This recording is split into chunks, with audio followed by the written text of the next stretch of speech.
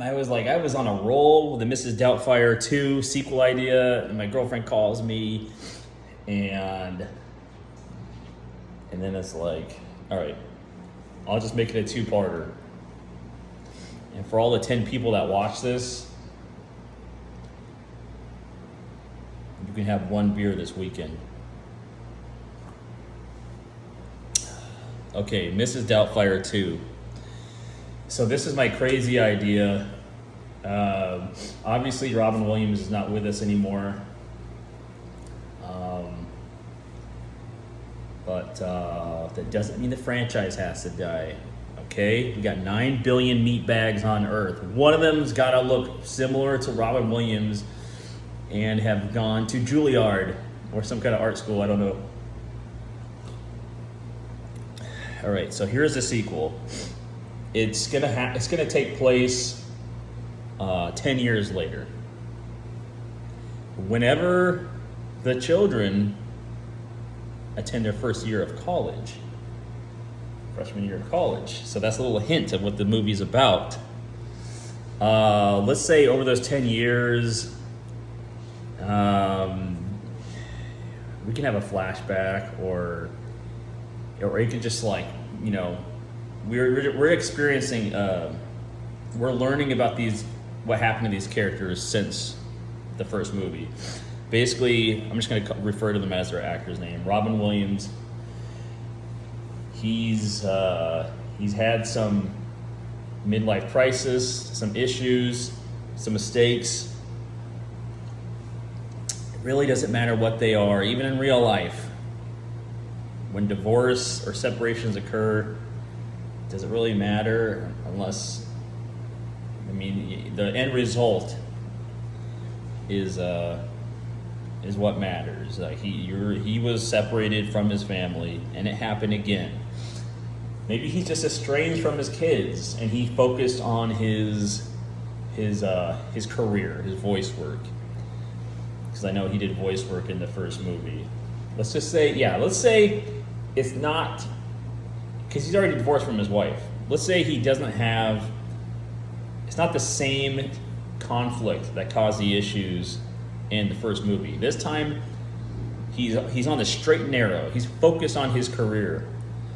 Maybe a little too much. I think a lot of us are guilty of that.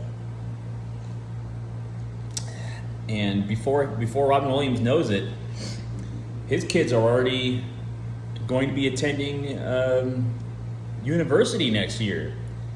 And maybe he hasn't even talked to his kids in years. And he tries to jump back in their lives, and now the wife's like, it's too late. We gave you a second chance in the first movie. She's going to say it exactly like that and break the fourth wall.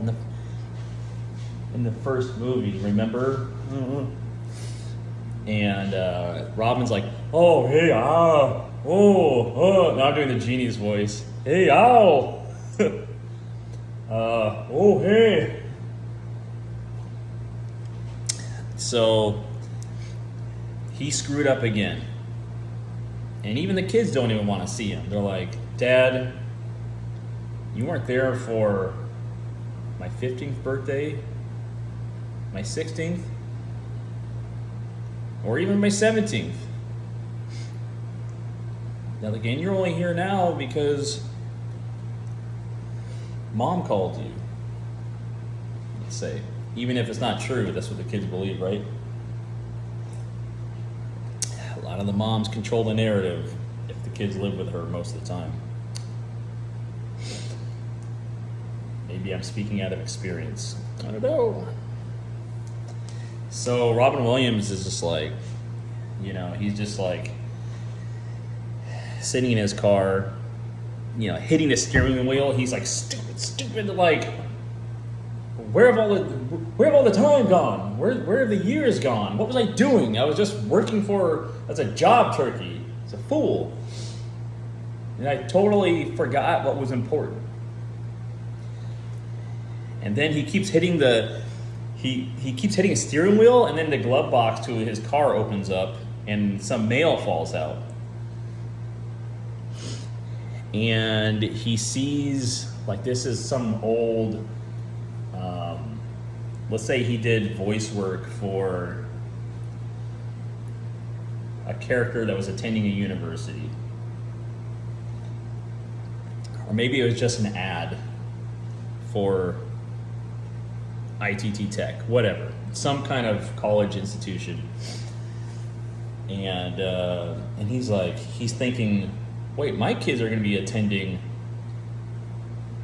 I don't know, Harvard, Penn State, one of these Ivy League universities where they have to wear uniforms. Let's say that. That's a very prestigious university with good security. That's going to be important.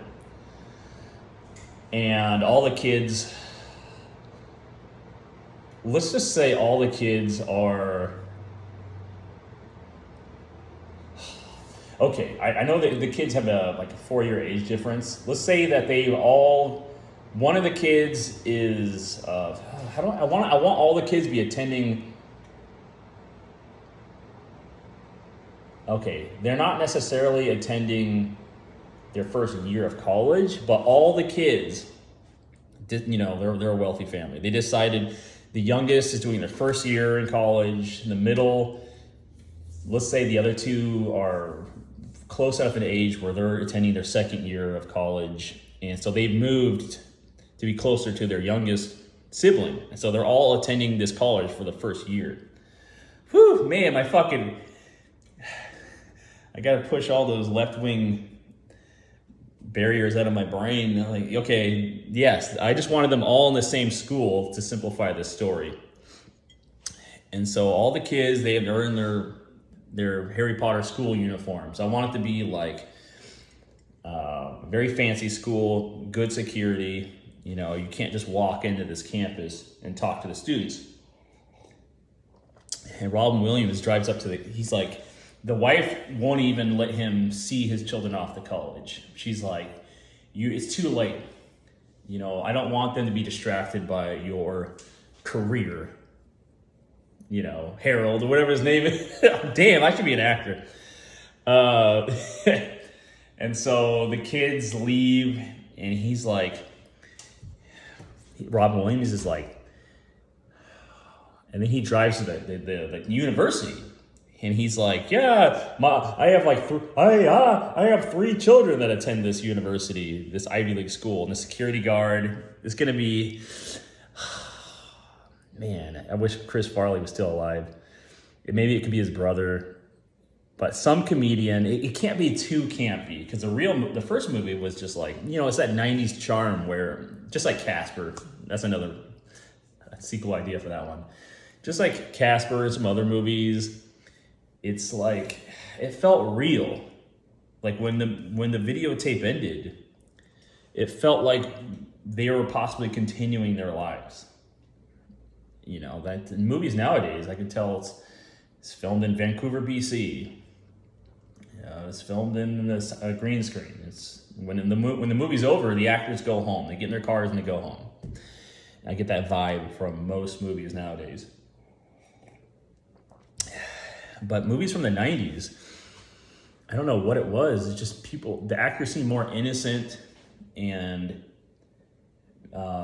maybe they even fell for it more often, where they felt like they were the characters and it showed on screen. Now they're just left-wing pieces of shit that piss me off. And the message they preach makes me angry. But back in the 90s was the magical time. So Robin Williams drives up to the gate, and let's say the security guard he's just some well-known comedic actor, maybe an older guy, but he's not letting him through to see his kids. He doesn't believe him. He's like, sir, you are not getting in here without an ID badge. This is a private institution. And Robin Williams, he tries to, he drives away and parks. And then he starts to climb a wall, and when he gets to the other side, he just gets tackled by the security guard. But that's a hint at who the security guard could be played by. Maybe a former football player, like in the NFL, be a big guy. and he just tackles him to the grass. And then the next jump cut to Robin Williams, you know, that classic, holding a mugshot, holding a placard with a number, and he's just like looking just like he has leaves in his hair still. and then he does the side, you know, the classic, and then you see him walking out holding a bag of his stuff. His shirt's all disheveled and he's covered in dirt. You know, he was released the same day with just a trespassing violation. And he's just like sitting in his car. He's like, how am I gonna see my kids? You know, like, I don't even, you know, they won't even let me call them on the phone. And then he gets some kind of inspiration to dress as Mrs. Doubtfire one more time. Come on, like look at these movie ideas are just like exploding. Like, come on.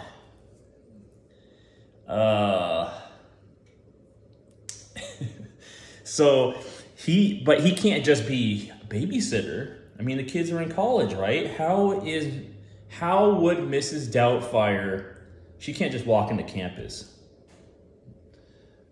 Unless he also fakes a teaching degree in cooking. So he creates a whole backstory for Mrs. Doubtfire. He puts on the glasses, you know. They could rehash that one song. Dude looks like a lady, and the audience is like, oh fuck, man. The one time drag was cool. That was the one fucking time. 99.9% of the time, it makes you want to fucking blow your brains out. But this one time, it's like everyone's on board, nostalgic as fuck. And then he has to create a backstory. He has a computer nerd that's like, are you sure you want to do this? Because once I press this enter button, once I hit this key, there ain't no going back. You know, you got fake social, fake teaching degree. You are going to be a real person. And Ron Williams is like, the camera pans away from the computer hacker up to Mrs. Doubtfire, from the feet up in full Mrs. Doubtfire attire with briefcase. And it's like, oh, dearie boy, I'm rest assured, I think I can handle myself in the halls of the institution. There's some shit like that. And then, bam, the camera pans to the key. You see all these like numbers go up. And then like the screen's flashing, and then it stops on Mrs. Doubtfire, and it reads under the screen, professor of culinary arts or some shit. Oh!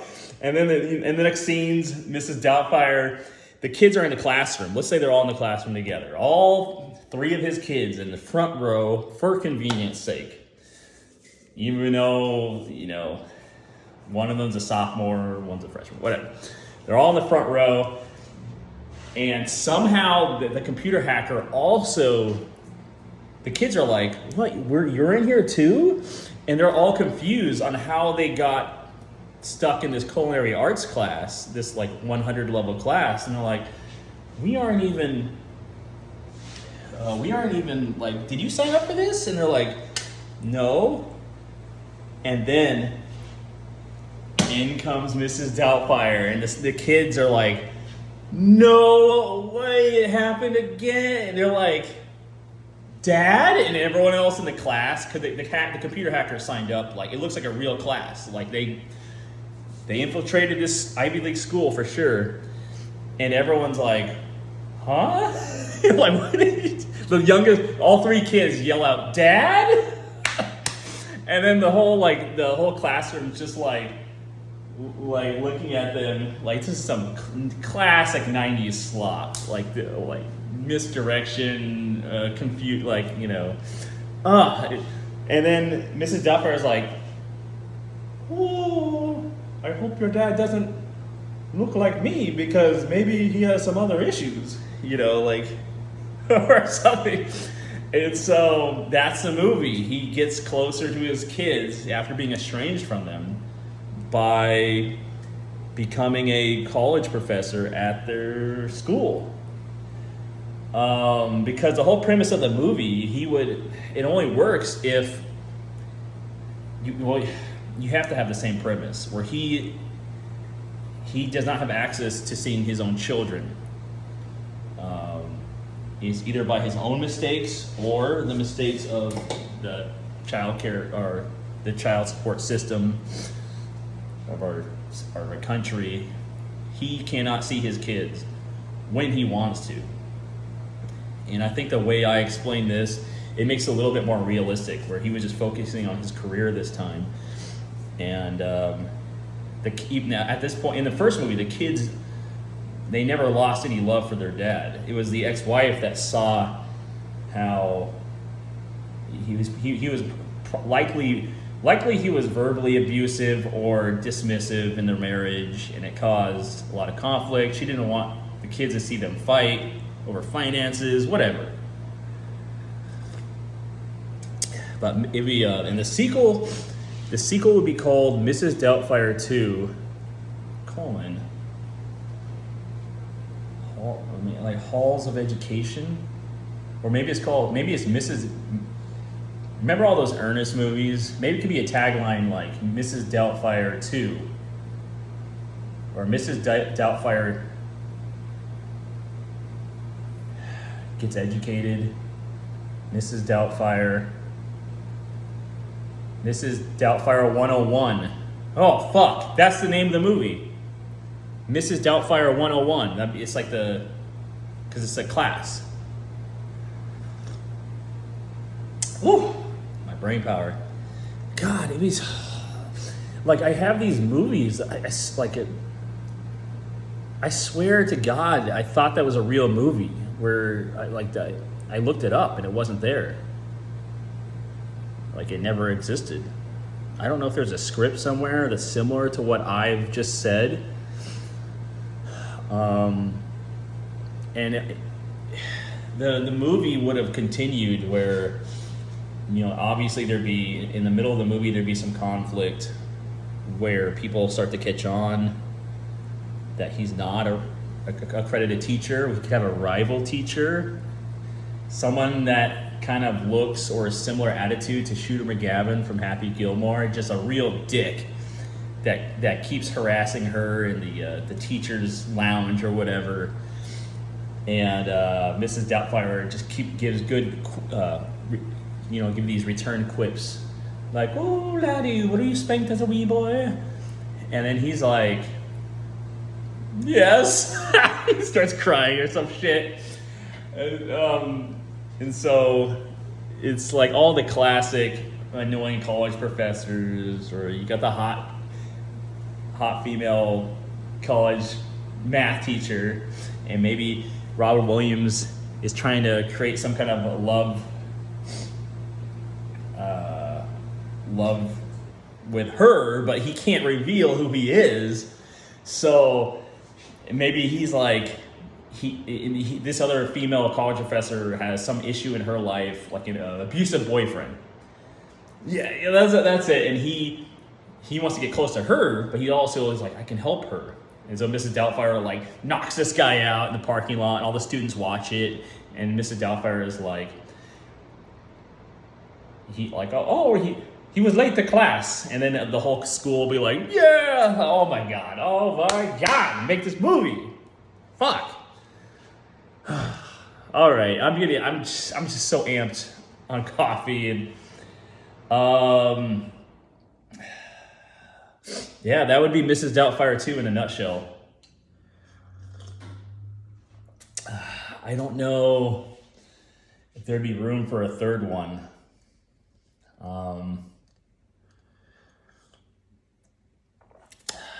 I mean, that's a second, but you'd have to find an actor that really looks like Robin Williams, has his essence.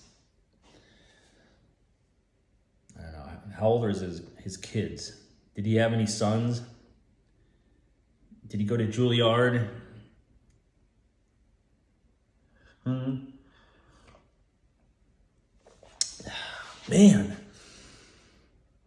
I mean, I know these movie ideas are fucking top tier. Like I don't know if you're still watching, you're probably stalking me at this point because I looked at the algorithm. Most people stop watching after 3 minutes, so they're like, duh, I'm a Walmart cashier. I gotta go back to like scanning plastic shit. I don't have time for this fucking white Obama caveman motherfucker. I don't have time for this. But if you do have time for it, my other video, I had a sequel idea for Home Alone 3. A true Home Alone 3 with a Macaulay Culkin lookalike. Because I think, man, Hollywood they are not tapping into the nostalgia. They are too worried about the woke message. And like Hocus Pocus 2, oh, that was pure trash. They didn't even bring back any of the original characters. I think because they were white. They just swapped them with some black actors that weren't in the first movie. The only ones you brought back were the three witches. But I mean, you just like killed any nostalgia people had. And then they're just walking through Rite Aid or Walgreens and like the ad placement. They didn't used to have that. Like looking back at Mrs. Doubtfire, they didn't stop at like an Arby's or like they didn't stop at McDonald's and have like a conversation about the plot while they're eating or while they're drinking a Coke. But now they do that. And it always takes me out of the movie. Like, I think in Man of Steel, Superman, like, fell out of the sky and landed in a fucking IHOP. And I'm like, are you serious? And they had a fight in an IHOP. And I guess the writers are like, well, that's what they wanted me to do, or they'd fire me. And I'm like, it's just, I remember that shit. I remember the ad placement, and it's not a good thing. It taints the movie. It taints your brand.